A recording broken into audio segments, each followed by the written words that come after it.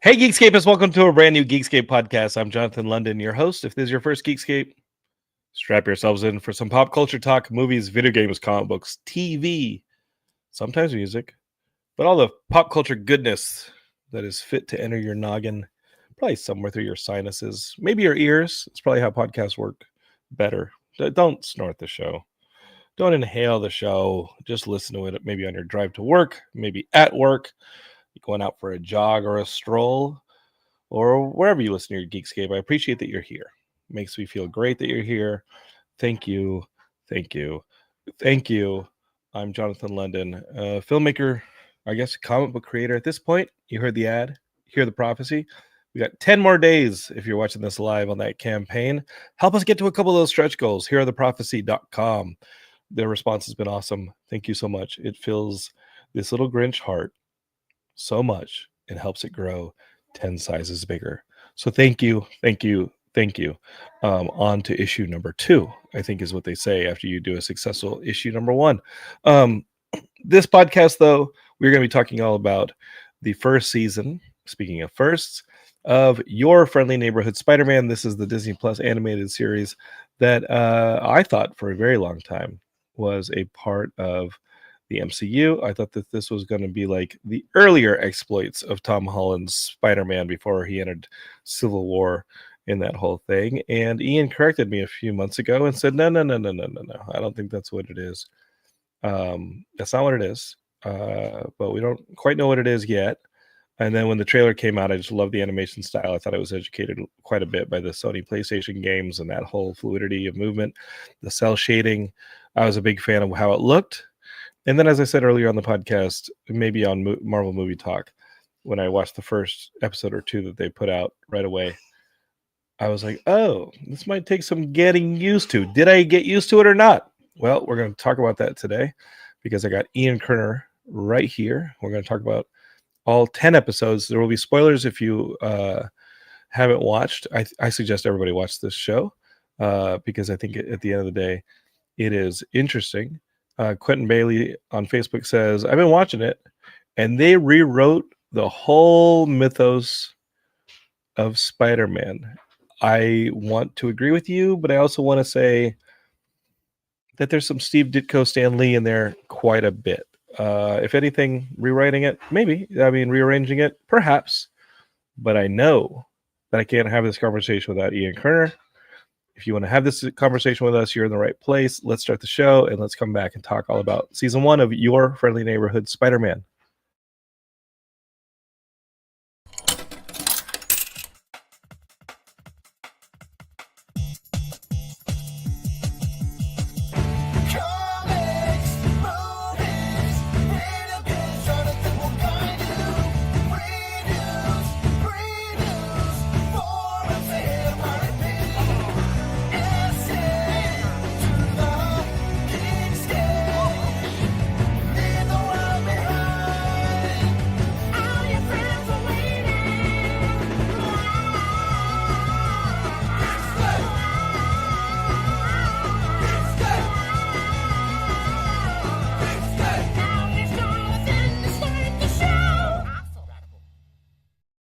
All right, Geekscapists, let's talk one of my favorite subjects, my favorite pop culture character in all of pop culture, Spider-Man.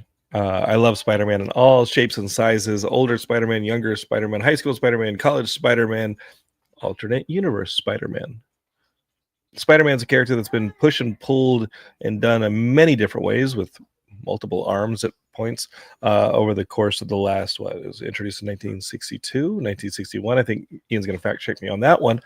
And there's a lot to do with this character. He really is Marvel's everyman. I think that's the strength of the character, and they did a lot of push and pulling here on this Disney Plus series, Your Friendly Neighborhood Spider-Man. We're going to talk about it and see if it was all successful, see if we want a season 2, and I really got to know, what does Ian think of it? As Heidi and Ophelia make their way out of the room behind me. If you're watching this on Facebook, Twitch, or YouTube. All right, Ian. Do I speak for you when I say that this may also be your favorite pop culture character? Spider-Man's definitely up there. I don't like to speak in superlatives, but depending on the day, the week, whatever else, Spider-Man is, means a lot to me. Yeah. 1962, by the way. Yeah. I thought it was 1962, but I wanted to fact check because the Marvel's first family is 61, and it doesn't leave a whole lot of wiggle room for the rest of the Marvel's line to come in. And I thought, honestly, those first two episodes, they changed so much, including the Spider Bite origin, placing it in a similar to the MCU universe, but parallel to the MCU, and not the MCU, as Doctor Strange says right off the bat. I'm not supposed to be here. Well, you don't even know if that's our Strange. We'll find out soon enough. But this I still had a lot of Steve Ditko influence. First of all, the animation style is so Ditko-esque, and I love that. But you were just saying some things that made me think of something, which is, for people if anyone that watched the Arrowverse, there was a lot of people from the get-go that would go, oh, this isn't this way, this isn't that way. And the truth is, most of those shows, the creators had such a very deep history of the comics that they actually would take things from a lot of different eras, even if, most people only knew a certain era of a character. What this show does is it takes from a lot of different versions. So obviously there's your typical, when I say 616, I mean the comics, because that's something that's gotten a little bit confused, calling the MCU the 616. That's not actually right. They said it in Multiverse of Madness that it's not the 616.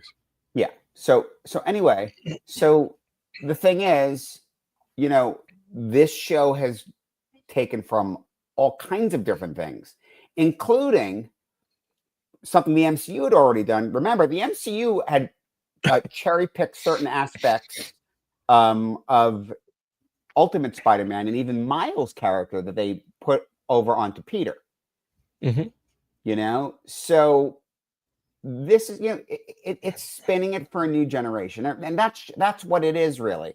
We have to look at this as it's a new generation with probably a nod towards, but you probably already know the MCU. Here's the bottom line.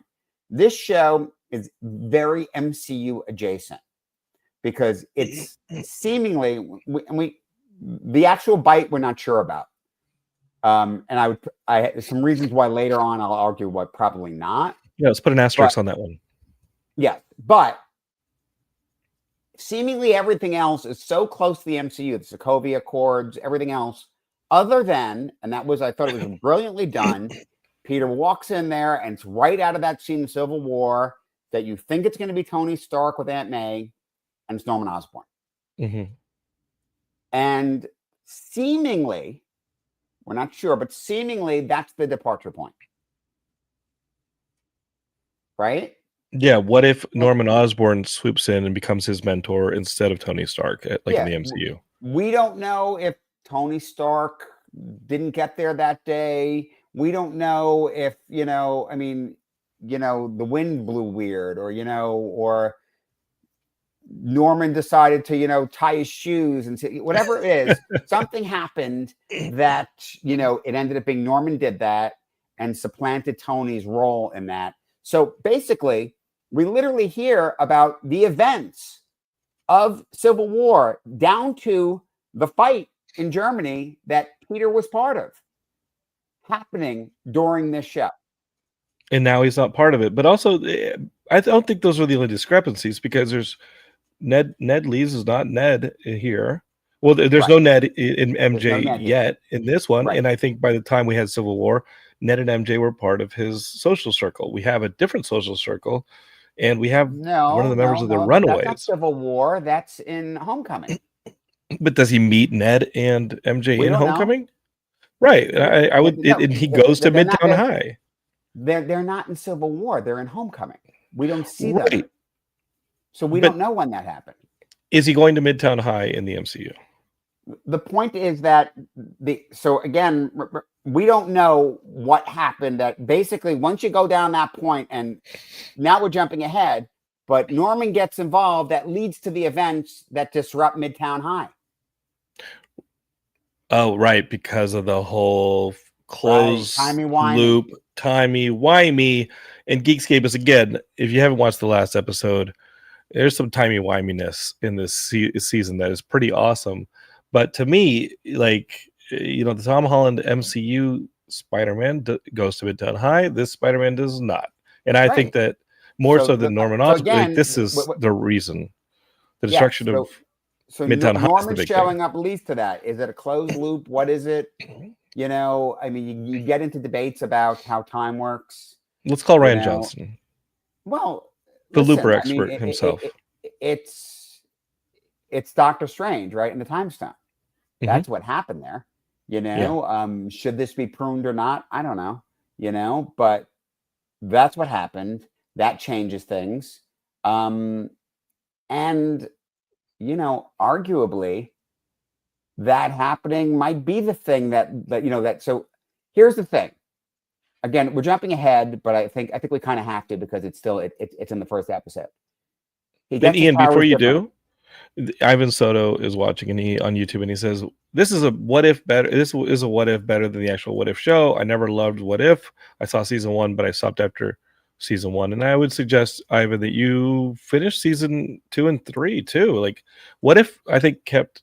I It was like a What lot If of a fun. lot. I Yeah, like What If a lot, and but if it's not your vibe, it's not your vibe. But I do love the what ifness of this one as well, and I agree with you. There's a lot of what if here.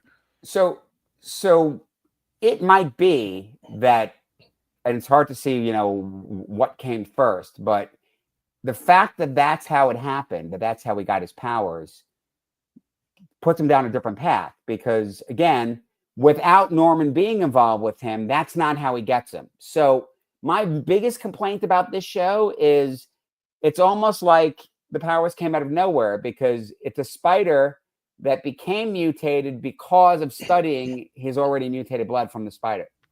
So it's Yes. circular. So, the extrapolation, I'm sorry, actually the exposition they do is, oh, well, he was fated to have him. Somehow in a different universe, he gets him anyway. And it just leads to that. So, and clearly in Tom Holland MCU, he got the powers. There's no Norman involved in it. It's Tony. There it goes from there. So, but a lot of other things happen with all this. For me, one of the big things that they do that I think they do really well is introduce some other characters in and around, the show. I mean, I know one of your favorites in this show is Lonnie Lincoln. Lonnie, Nico this is the Minoru. Lonnie Lincoln show. Nico Minoru, great. Love seeing the Runaways represented. Finesse. Always. They threw Finesse in there, Avengers Academy stuff. I thought that was crazy when I saw Finesse.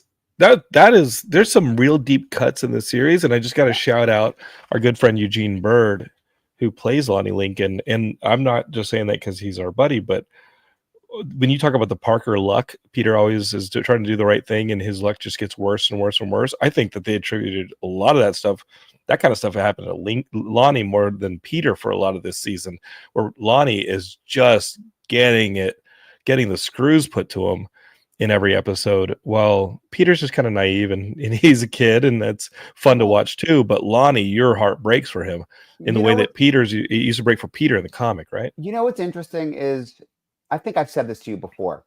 In the comics, Peter's in high school. When Marvel Comics first started, they published that stuff in kind of real time. Mm-hmm. Like what I mean by that, what's that? He went to college pretty fast. He graduated high school. Comics came out in 2 years. He started off, and 2 years went by. Like, it was a while before they went, hey, wait a second. No, we have to freeze this in amber and just tell stories, and these characters can't keep aging or they're aging out. Peter Parker, the X-Men, Johnny Storm and Sue, like, they all aged pretty quickly from when those comics started. They all started they're like, various points of teenagers, from 15 to 19 thereabout, to into their 20s pretty quickly, and then at various points they got frozen. I bring that up because other than Oh, My Aunt is Sick, those first couple years of Spider-Man comics, it's not that complicated yet for Peter, which rightly so. He's a teenager. I think they actually, I mean, I love those early issues, but it gets better and more interesting when he's out of high school and he's trying to work, and have a love life as a more or less an adult. and all that stuff is messy. I think That's the Romita Singer stuff. Yeah. So, for me, that was an issue I had. Like, I remember, obviously I love those movies, but when I heard they were going to spend 3 movies, of him still in high school, the Holland movies, my initial reaction was like, really? Like, they're kind of milking this a little too far. At the end of the day, though, what we get at the end of No Way Home is it's set up to be exactly that period of comics of he's completely on his own in a sad sack. He's out of high school. He's an adult. He has to find a way to make a living, and look, I mean, the love of his life doesn't even know who he is anymore, Yeah. So, and he doesn't even have Aunt May. Mm-hmm. Not to overly set this up for next year's next Spider-Man movie, but when is that next Spider-Man movie, by the way? July of 26. Get the F out of here. We're not getting no Spider-Man movie until July of 26. Yeah, we are. Doomsday's in May, and then Spider-Man's in July. Damn. That's going to be crazy. Yeah, and then he'll be in Secret War the following May of 27. Wow. We still live in the guilt, even though some of the stuff gets pulled off the calendar and we start looking up and we were like, hey, Fantastic Four was delayed and this and that. We still live in the geek golden age. No matter what you think of phase 5, 6, 7, 8, or wherever we're at. Yeah. We're still in it. I don't know what phase we're in anymore. I can't. Yeah, I think the phases need to just kind of phase out. I think if the 4 lasted for about 12 years, I think it's phase 5 now. Is that right? I don't know. All I do is I sit next to you in the theaters and I enjoy them. I watch them on TV and I come here and I talk to you, and I need to get these out quick because in March, like next week, we get Daredevil Born Again. And so we got to keep the trains chugging. That's true. Ian, and I'm going to watch that. Oh yeah, we're gonna watch it. You think we're gonna watch that Daredevil Born Again? Yeah, we're gonna be watching Daredevil Born Again. I can't speak. Heck yeah, we're gonna be watching that. Ivan's also throwing some love on Eugene Bird because he was in Bones and he loves it. He says hearing his voice in a superhero show gave me chills. Me too, man. It was awesome. So coming back to that, so a lot of great characters. Yes, the Lonnie stuff is really great, really interesting. An interesting effort to humanize Tombstone, a absolutely diabolical character. I mean, like, Tombstone is so messed up where in the comics, they kind of humanized him because he has his daughter, but then he's such a prick to his daughter. Like, I mean, it's bad. Basically puts a hit on her, So, yeah, he's a massive piece of shit in the comics. He's just one of the underworld bigs. He's very likable now, but the second I met him, and he's kind of the Flash Thompson character at the moment, where he's a nice Flash Thompson. He's like the star quarterback, and I'm like, but I won't call him a Flash Thompson character because he's from minute 1, he's nice to Peter, super nice. But now, and I'm like, the voice of reason, and I love this guy, and we're watching this guy. His name's Tombstone. Like, we're gonna watch him die. We're watching his whole life, his career, everything is just going to fall apart. So I had this complete just trepidation when I was like, oh no, like hurt me in the gut of my stomach when I saw him on screen. I was like, no, we're going to watch this guy fall apart. That's not true. Here's what's unfortunate. In this season, it's only going to get worse, Ian. Well, wait a second. What's unfortunate is he had a promising, legitimate life ahead of him, and now that's gone away. Mm-hmm. But Tombstone, listen, I'm not saying this is a good thing, but in terms of being a criminal and a gangster, he's very successful. And what we actually saw is we saw him actually become and own that success. So, I mean, obviously, it's not going to be great for his love interest that Peter also likes, for that going well. And I'm sure his family's not going to be thrilled. But you use the word die, and that's not accurate. I mean, like, as a moral character. Yes, that we'll see. We're going to put a tombstone on that. Yes. But it's interesting. There's definitely some conflict there, and there's going to be more and more conflict for Peter on that. I mean, again, he was the voice of reason to not have Peter beat Scorpion to death. Right. Why would Lonnie stay in the gang after Big Donovan is taken out? I think part of that is he's stepped up into the power of it. That he felt they were there for him, even though Big Donnie wasn't. Mm-hmm. I think he doesn't have the other things to go back to anymore. He's Yeah. already lost the football team. So Another this is what he now has. another addition that I was surprised by, but I really loved was Amadeus Cho. Mm-hmm.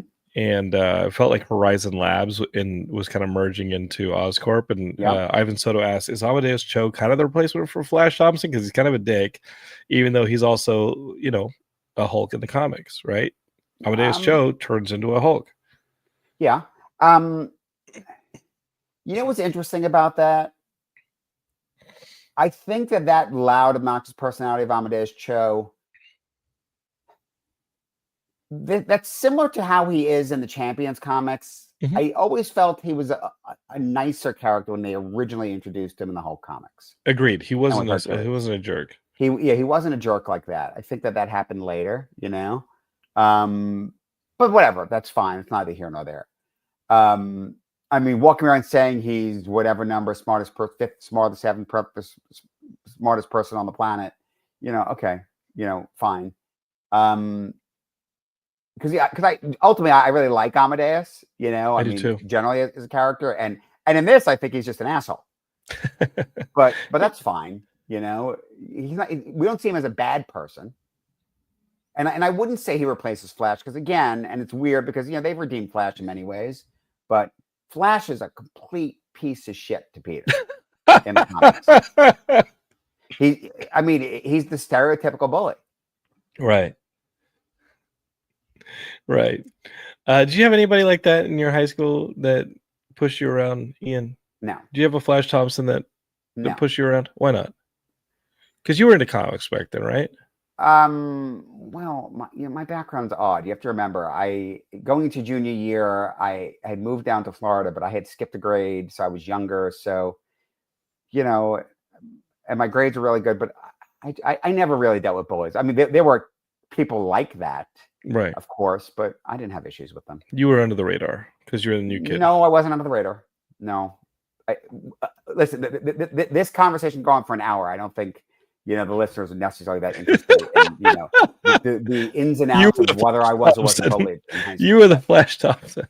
No, I wasn't that, but never. I actually in my youth always got in the face of bullies. That's good. People. And I was That's little. Good. Yeah. But I didn't care. Ian, the other stuff that we start seeing changes for the gender swap on Kurt Connor's character into Dr. Connors, the race swapping on the Osborns and Harry's treatment and stuff like that. Some of this stuff created some controversy online, but I mean, come on, I mean, I'm going to say this because it's funny, but Norman Osborn, like, the hair alone, like, it just made sense for him totally to be, and we get Coleman Domingo in a Spider-Man show. Like, holy crap. And, there was a write-up, one of these sites talked about how, and you needed an actor of his range and ability to like the work that was done in like that last episode, some of the stuff he did. I mean, he starts to go maniacal. Amazing. Yeah, good.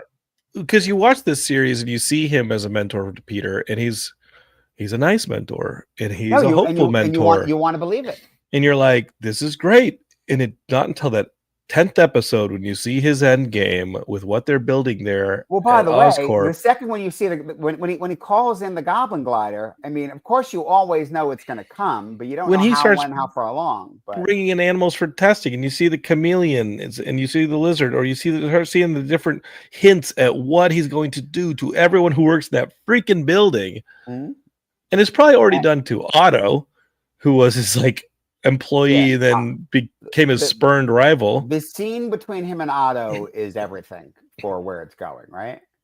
Loved it. And Ian, I know you didn't play the Sony games because there's only so much time, but the Otto stuff in that and the Norman stuff in those Sony Spider-Man games are just awesome. And this felt similar to that, not just in the way that the animation moved, but in the way that they were treating these characters more realistically than just making them the Stan Lee bad guys. You really feel for Otto as a mentor to Peter in that Sony PlayStation series, and you feel for Norman here also because he has Harry and his treatment of Harry, and when he kicks Harry out of a meeting with him and Peter and says, Harry, like, I know you know Peter's secret identity, you're not part of this though, and he kicks him out. You feel for Harry. You start to understand, like, Harry's going to start separating himself from this father that he idolizes, and this can either go really good for Peter or really bad for Peter, or probably let's go with both because it's a Spider-Man story. Well, it's already interesting that Harry recognizes that he clearly has access to enough money that he could go ahead and fund Webb without his father. Mm-hmm. So that's already a fascinating thing. The Nico thing, the Nico Minoru stuff, Ivan brings it up again. She's a foster kid, not her parents supposedly are dead in this, so there may not be any of the stuff that with Pride. Yes, there is. No, it's all coming because she has. So she. I mean, you finished this season, right? Because at the end, she's clearly like she knows what her amulet is. Yeah. And she's like talking to it. She's talking to it, and it already had done some stuff, for her. I mean, when she's driving with Harry. So where's Pride here, and where's her parents in this? We don't know yet. Yeah. All we know, I mean, listen, maybe her parents got killed, earlier than in the 616, but she's definitely that character in every way. Yeah. I think when you start to think that when she's a rival of Harry's for Peter's friendship, but then you start seeing them get to know each other, and maybe there's a romantic thing there, maybe there's not, but the kart race sequence I thought was really fun, where the amulet's kind of helping the car stay ahead was pretty cool, and Harry's freaking out, and Nico just kind of knows at this point, like she's kind of feeling the adrenaline for the first time of this superhero life. There were character things like that a lot of the series, some of the successes that Peter wasn't anywhere near him. And again, bring up the Lonnie Lincoln stuff, bring up the Nico Minoru stuff. They really did a great job of making this a wide cast of characters, but also early on there was a villain of the week, right? You got to see a new version of Unicorn. You get to see a new version of a lot of these deep cut villains. And then episode 6 is where I'm really just in it to win it, because one of my other favorite superheroes shows up, and he's voiced by Charlie Cox, Mr. Daredevil. In that rooftop Daredevil fight is where I thought the animators really, really knocked it out of the park. That fight was amazing. Yeah. No, I loved it. From the blocking, the camera movement, the way that it's swiveling. I think it was a long take in some of that fight. You start to see that rooftop battle. I think it starts with Daredevil deflecting the web or dodging the web, and the Bullet Club bouncing around. But I think there's a long take where you're swiveling around, the camera's going everywhere. They're jumping on the propellers, they're jumping on the roof, and I'm like, damn, they're really doing an amazing job on this stuff. What I really liked about that, about just generally the portrayal of Daredevil, is this idea that it made some sense to me that, because Daredevil is not out for headlines. So, it's not like everyone exactly knows who and what he is and he's a hero or any of that stuff. Yeah, he's investigating Norman and he's saying that, Norman's bad, but there's no feeling one way or the other as far as Peter's concerned, He hasn't made giant headlines. Yeah. Because he would avoid that.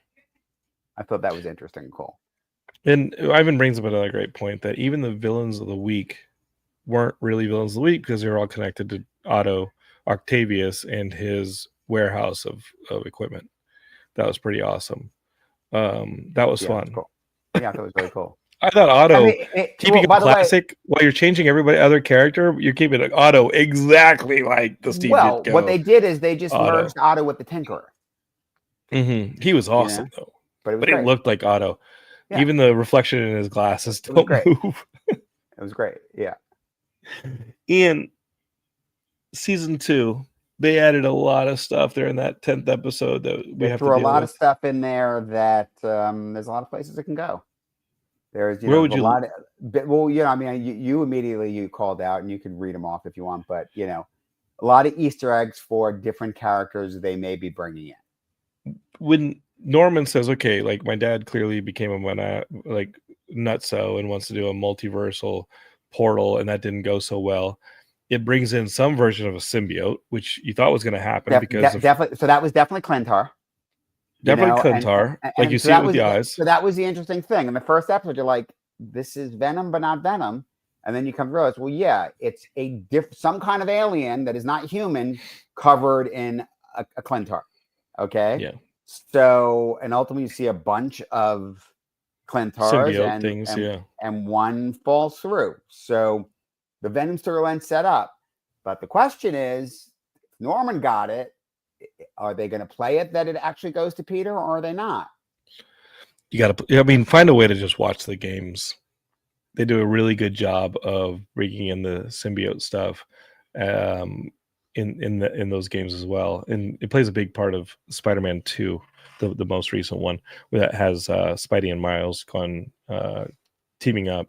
The other characters they introduced, as it was kind of a cool scene. It was one shot of a of his blackboard or wherever he was keeping his notes, and you see a list of characters that Harry can call to join Peter and Amadeus and different recruited think tankers for this new web thing that they're building to push Spider-Man forward. And so you see this one flash of a shot and the names on there. I started freaking out and I was like, oh my God, you see Amadeus, but you also freaking see Max Dillon, who we all know becomes Electro. He's on the board. Aisha from Wakanda, we'd met her. Jean Foucault, we know is Finesse. We got to meet her, but when I saw Max Dillon's name, Ty Miranda, which is like one of the Wasp spinoffs, real deep cut that we get like a kid version of a Wasp. Priya Agarwal, who is another deep cut. Mm-hmm. This is a character that was also introduced in Unstoppable Wasp. Tony Sandoval, who's an Iron Heart kind of version of a character. Mm-hmm. She kind of is another Tony Stark armor based character. You see Ned Leeds, who's not the Ned Leeds you know in the MCU. Maybe, I mean, maybe he is, but what I think about Ned Leeds is he's Peter's friend who becomes the freaking Hobgoblin. So maybe we get a Hobgoblin. Not Peter's friend, but yeah. Tiberius Stone was on there. Yeah. He was on that. You see Tiberius Stone, who we met one of the Stones already in the MCU, didn't we? So Tiberius Stone is from this, more or less this time period, but he's mostly relevant because he's Tyler Stone's father, which makes him Miguel O'Hara's grandfather, Spider-Man 2099. Okay. Kaiden Nixon. She's a mutant. Nixon, NYX. She's a time walker. Diane Jenkins, who's like a one frame of a comic book involved with Spider-Woman. Ripley Ryan. This one's weird. As Star, she became the living host of the Reality Stone, and Star was put on the Thunderbolts team assembled by Wilson Fisk when Null, the King of Black, unleashed a horde of symbiotes on the city. She's a magazine reporter before Kree scientists endowed her with superpowers as she battled Carol Danvers, Captain Marvel. But you see her name. I mean, some of these are real deep cut characters. But that's kind of the credit to the show, is that they were willing to go and find a finesse or find some of these deeper cut Marvel characters and put them in here. Does it all work, Ian? Works for me. Yeah, I think that what was burning me out in the first two episodes was like, okay, I'm really trying to keep on my toes to see everything that's changing and how it's all going to work together to be this cool Spider-Man tonal Spider-Man tapestry. Is this going to iron itself out? And then, like I said, by episode 3, it has ironed itself out. By episode 6, I am a huge fan of the show. And by episode 10, I'm getting sad because I know that there's only 30 minutes left. Well, it's already picked up for season 3. What? Yeah. Not season 2, season 3? Yeah. They're going to skip season 2 and go right to season 3. No, don't play with me. Don't play with me. How soon can we get the season 2? Next week? I don't know how far along they are into it, but I know that that's the deal. So, and usually when that's the case, it's because they are working on it all together. So hopefully we won't have that long to wait. You know, one of the things we didn't talk about that I thought was really great was the proto costuming and the idea that they actually pulled every single one of the costumes had some relevance in the comics. Yeah. You know? So they did the Slingers, which there was a period where Peter was playing 4 different heroes to, not be Spider-Man at that time. And so they went through all those costumes, which was cool. And then later, other people ended up in those costumes. And, Mhm. and then of course they did the Future Foundation costume. The white and black one was which was the one he was in most of the season. that was kind of cool. I was kind of surprised that they had the Reed Richards Future Foundation costume in there so much. Yeah. But then it was interesting because then you to wait that long to get the classic costume, and it's like, oh God, it really pays off for me anyway. Well, the Future Foundation costume was all great with its bells and whistles until the Scorpion almost effing killed him in it. Yeah. And you realize like some of that stuff was just keeping Peter back. Like a lot of that stuff that was doing Peter's work for him. Nothing beats the spider sense, right? I mean, look, it's that same argument of Tony giving him the costume in the MCU, and now he's not going to have that in the next movie. So we'll see. Right. We've got Ivan again. He said reportedly the showrunner wanted to have the Fantastic Four on the show, but he wasn't allowed to use them. We got Iron Man. Iron Man helps arrest Doc Ock. I thought that was cool, having Tony show up. Cowboys fan 92 says, I'm so ready for seasons 2 and 3. You and me both, brother. You and me both. When are we getting the X-Men 98? I know. Well, my Are attention they calling span it is 98 or is it 97 the part 98. season 2? Call it the 98. You know what I mean? And then we could party like an X-Men 99. What do you think of that? Maybe. I honestly think this guy Ivan Soto in the comments. I think you should watch the next 2 seasons of What If. I mean, it really is a celebration of all the possibilities of the Marvel universe, which I know this show was as well, but it takes it out of the spider corner and gives it the whole breadth of the Marvel universe. Which, again, I was on the Marvel Movie Talk talking to our friend Christian Blatt and everybody and Katie, and just saying this show with the changes to the characters just show how dynamic and strong these characters were to begin with. What a genius that Ditko and Lee were in Romita in creating these characters, that you can push and pull them to different genders, different races, different this, different that. You can make it. The joke was, this is the DEI Spider-Man, whatever it was. I know it's a stupid term, but it just goes to prove that when the characters are this strong, it doesn't matter what you do to them. They still are the same characters, and they're still really, really dynamic, and you can tell a lot of great stories with them. There's really no breaking these characters. Ivan Soto, he's still on this What If stuff. He said, I was already bored during season 1 of What If. I don't see how. I doubt I'd feel any different during season 2 and 3. Okay, listen, just go back and watch it again. Watch it again, because I think that season 1 episode of What If, or don't. Okay, but that Doctor Strange episode where it's like, what if he had lost his heart instead of his hands? Listen, whatever. I mean, at the end of the day, even characters like Captain Carter showing up elsewhere, whatever. It's the multiverse. You can watch those or not. It's not everyone's cup of tea. Okay. Listen, I really enjoyed season 3, but as I said to you, they did themselves a disservice putting it out before Ironheart came out. I mean, there's issues there. So are we still gonna get that Ironheart? Yeah, I think it's August. Okay. So Ian, as we wrap up, clearly we want to see The Friendly Neighborhood Spider-Man season 2. Yeah. Clearly we want to see the X-Men 98. Let's talk live action. We're getting Daredevil next week, which blows my mind that it's already upon us. We're getting Thunderbolts in May or June? May. We're getting Thunderbolts in May. May 2nd. We're getting the Fantastic Four in July. Yeah. It's going to be awesome. And then August, you're saying maybe some Ironheart. Mm-hmm. What do I have to wait for next? Doomsday in May? Doomsday's in May 27. I'm sorry, 26. Yeah. And you have Spider-Man's in July of 26. Wonder Man's coming. Okay. Wonder Man, I suspect, will be before that. Okay. Probably Ironheart and Wonder Man, and then we'd get Doomsday and Spider-Man. Okay, Ian, you're no longer buying weekly books, correct?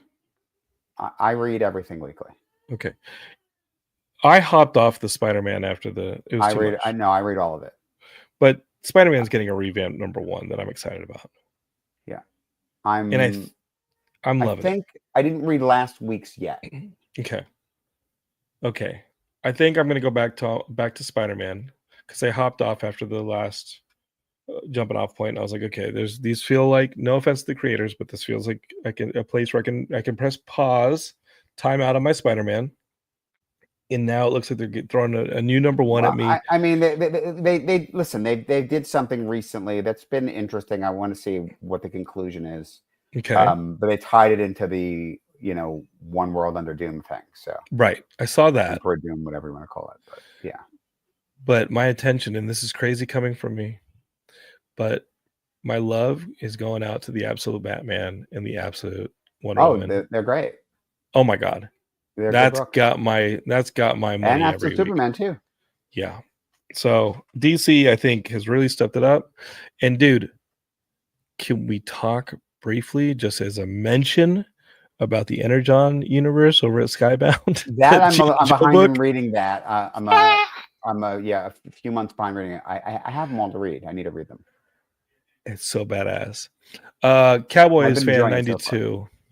He says, did you see that they're starting to film Daredevil season 2 soon? Is that true, Ian? Yes. Yes. And you think that the Defenders are coming back in that one? No. Damn it, Ian. Why do you got to pop my balloon like that? Because you asked. Okay. But Ivan Soto says, the showrunner says they're talking, that the talking scenes bore him. He's already working because those scenes were the part of the race. Okay, let's preach. Let's bring back some Defenders. All right, friend. Let's bring back some Defenders. Let's see. Okay, they bring back Elektra. They're bringing back some of these characters. Let's get the Defenders in there. Punisher. I'm excited, man. I'm excited. And Ian, if it finishes before Thunderbolts, we'll talk Daredevil. Sure. If it finishes after Thunderbolts, we'll talk Thunderbolts, then Daredevil. Either way, you're going to be here talking. I think it'll probably be around then, right? Let's do it. The same way that we were talking Cap 4, and now we're talking From the Neighborhood. What was the episode count ultimately for season 1 of Daredevil? I thought you said 10. I think it's 10.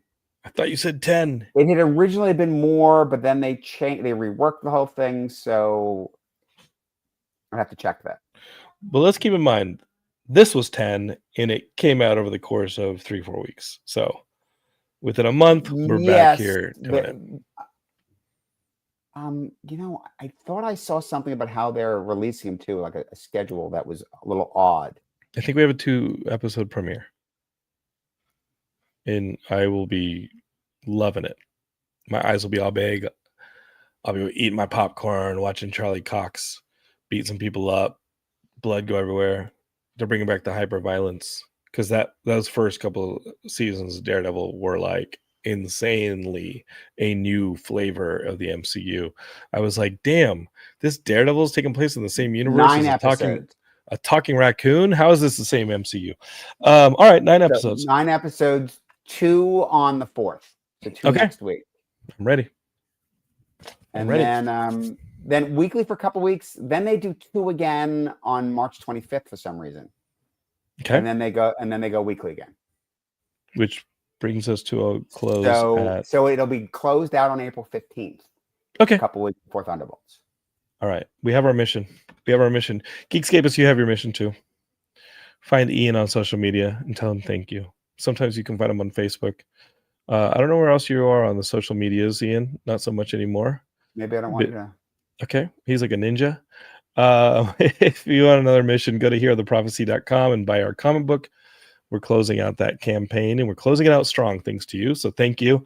You can find me anywhere. You're welcome. On the Blue Sky, on the Threads, on the Facebook, I'm not on the Twitter. But I'm on the Instagrams and that. Just search Geekscape, search my name, you'll find us. And Cowboys Fan 92 has one last hot take to take us off. He says, hot take, I think Thunderbolts are going to be better than people in Marvel think. I think it's going to be great. I think it's going to be great. Awesome to me. Not a hot take, baby. Not a hot take. We love it. I'm love it. For that, I hope all these movies are awesome. And he says that money-wise, he thinks it's going to make more than they expect. Well, I think that Cap 4 surprised some people. I think it exceeded expectations. I think there's a lot of goodwill coming out of that movie, and as far as fans go, and let's carry it on into the Thunderbolts. All right, Geekscape, we'll talk about it when we get to it. There'll be another Geekscape next week, so subscribe, share this with your friends, all this and that and that and this. All right, peace. Bye, Ian.